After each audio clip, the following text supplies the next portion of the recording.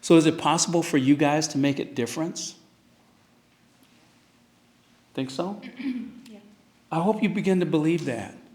Because all it takes is one person willing to listen, who has the courage to encourage others to speak their mind and speak their hearts. So we're here to practice what we call the beloved community. Martin Luther King Jr. made that term famous. When he talked about a beloved community is where people sit at the table together, regardless if you're black, white, yellow, or brown. And people aren't really those colors, those are crayons, but those were symbols for folks, right? And he said, when we can sit at the table together, when we can eat together, when we can share food and share our lives together, then we can start making a change in it. That's what you're going to be doing here. You're going to be eating together. You're going to be in activities together. Some of you are going to be in the same rooms together. You're going to be hearing some very hard and difficult things that are going on in your schools, in your society, things around you, but you're going to have a voice in that. This is an opportunity for you guys to practice that so that no one feels left out here. If you see someone by themselves, this is a chance for you to practice getting to know them. Some of you I don't know, but I went up to you and spoke to you, got to know Wyoming, got to know Asa, got to know a few of others that are here, Malachi, hi. I mean, it's just kind of amazing what asking somebody what their name is will do and listening to them for a minute.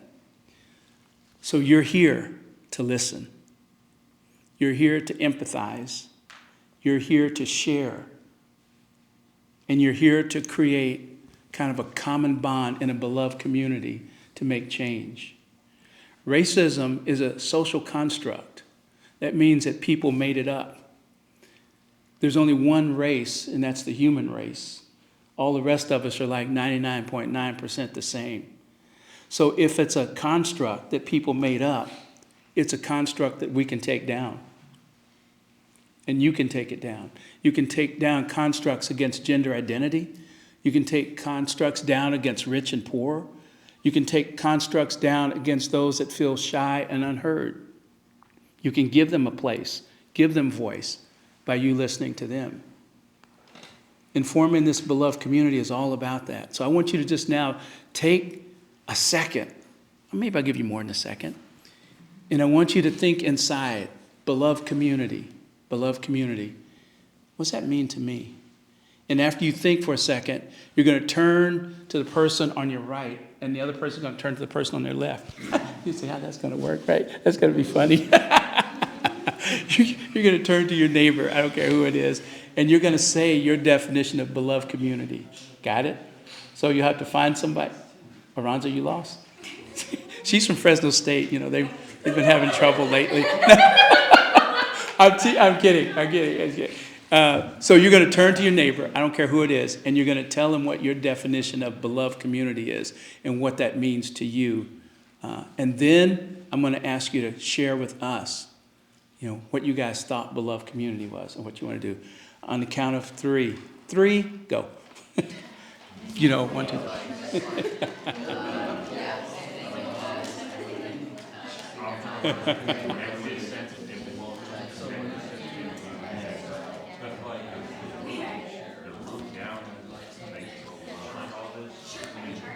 Okay, I'm going to count down. We're going to all get back together.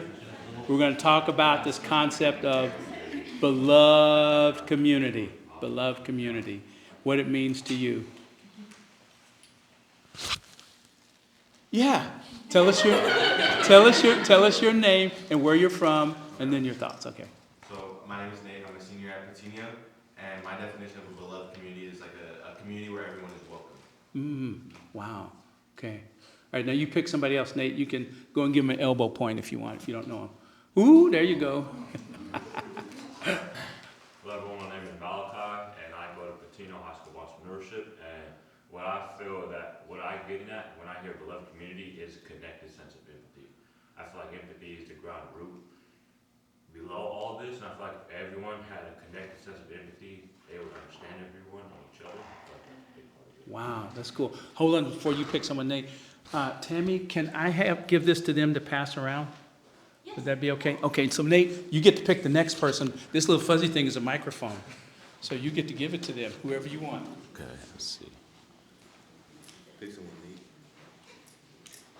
Malachi, by the way. Whoever you want. Malachi. I'm sorry, I called you Nate. Hey, Malachi's a beloved. Yeah. You go. Thank you, Malachi, for being patient with me. Hi, my name is Asa Chester. I go to Sanger West High School, and my idea of a beloved community is a united, tightly knit community that relies on trust. And to me, I feel like it means gathering and respecting each other, caring for each other, and just talking positively to each other.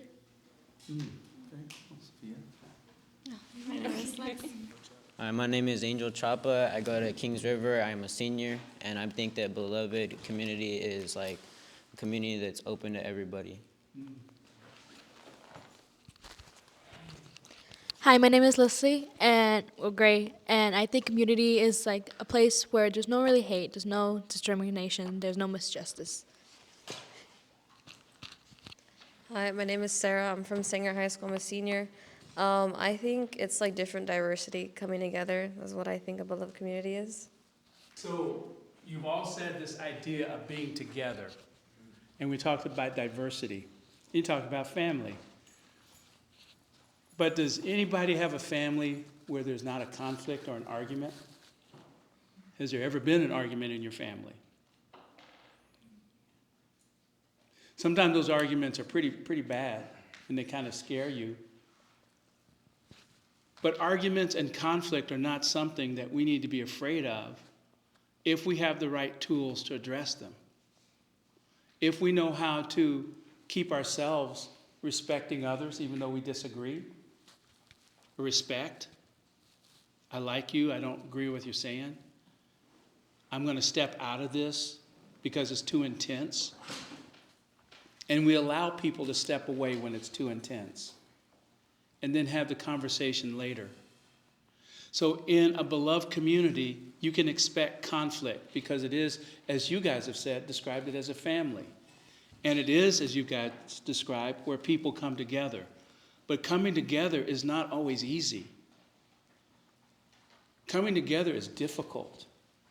So we have to have some common rules to make it work. Those common rules we call in our country values. That means that we believe this same thing is so important, no matter if I think differently than you about it, I'm going to follow it because it's so important.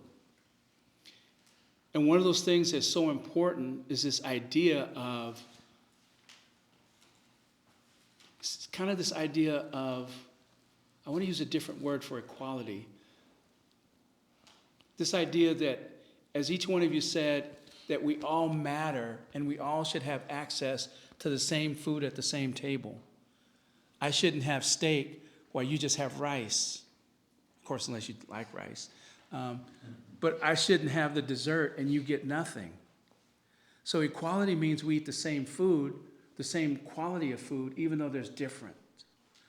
Liberty means I have the right to be an individual to choose the food I want. So if I choose not to have the steak, that's different than you not offering it to me. In our country, we struggle constantly with these ideas of liberty, individuality, and equality where everyone's the same.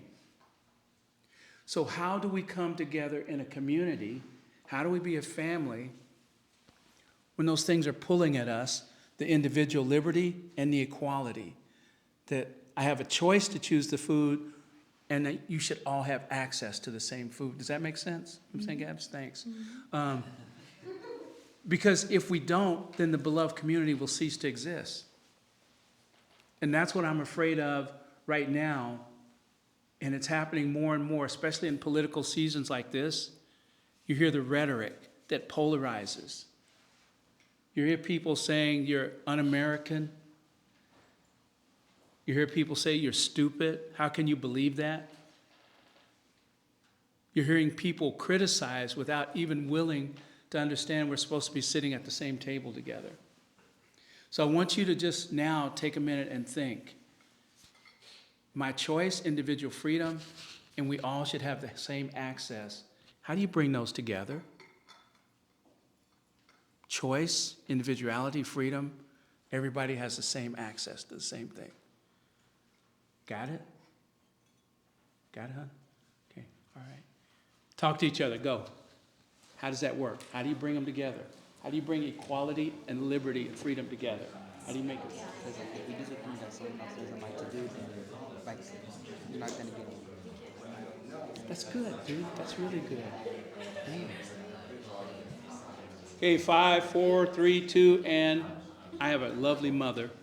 Okay, I really like my mom. She's really cool. So we're going to do this again. Going to get a chance to share, and I'm going to start with my friend Jose because he said something really profound, and then you get to give it to the next person. All right. I said that you have to like agree on something, because if you do something someone else doesn't want to do, then you're not gonna like build a connection and get along, because it just doesn't work. And so you have to. What you said, the word you used, me, that A word. Agree.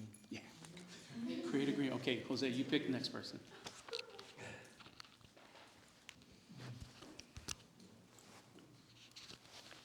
Nothing really clicked, but I guess like understanding is a big one. I guess also compromise. I think it's listening, opening up just a little bit, and getting over yourselves, being open to everybody's beliefs, basically just getting rid of judgment, yeah. Cool. So we are here, and everything you just said is the definition of a beloved community. You need to make that commitment to yourself while you're here to be what you said and to try something that someone else said about being here. For this to make a difference, you have to take the step. Be vulnerable. Know that you're safe here. Be willing to share something you hadn't shared before because we want to hear about it. At the end of this, we're going to create some concepts or ideas of projects that you can take back to your school, things that you can encourage others to do. Some of you may already be engaged in things that are happening in your school right now, that you want some more advice here on how to make it bigger or how to make it better.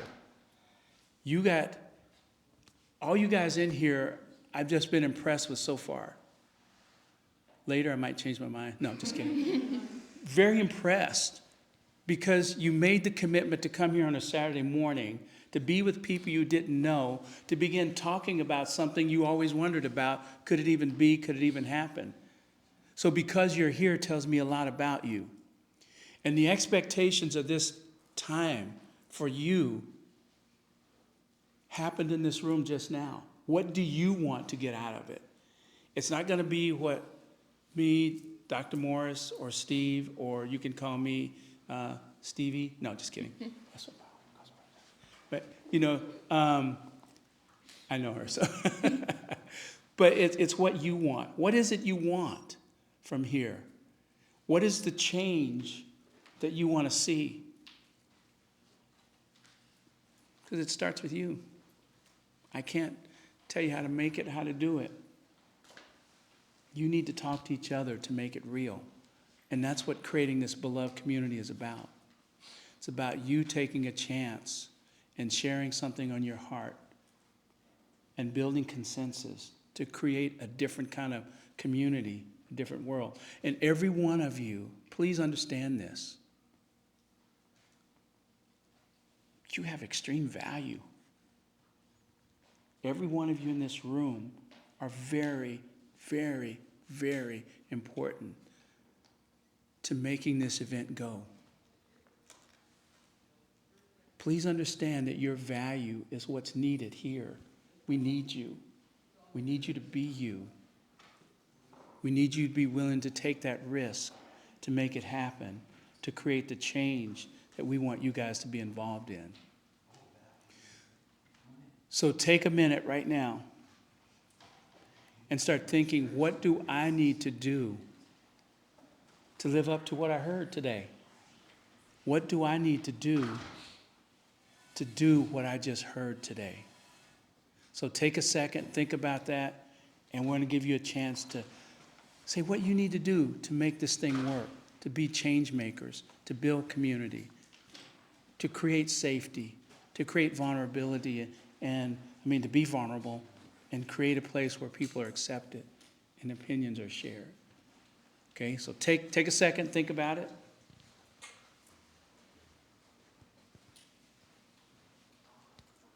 Now I want you to share with us. Share with all of us, because we're all your neighbor, what your thoughts were about how you can make it happen and make the change real and make the beloved community come into existence here. You ready? Okay.